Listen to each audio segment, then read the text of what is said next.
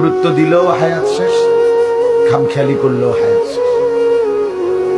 কাজে লাগাইলেও জিন্দিগি শেষ, কাজে না লাগাইলেও জীবন শেষ।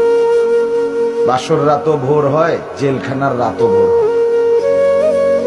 কষ্ট আর মুসিবতের রাতও শেষ হয়, আনন্দ আর ফুর্তির রাতও শেষ হয়। এবং জীবনটা আমাদের ওয়ান ওয়ে, একমুখী রাস্তা, যেটা কেবল সামনের দিকেই যেতে হয়, ওই বরাবর, আর পিছন দিকে আসা যায় না।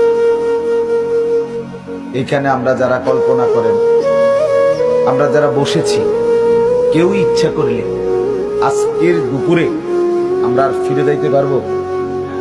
কোনো সুযোগ, কোনো যোগ্যতায়।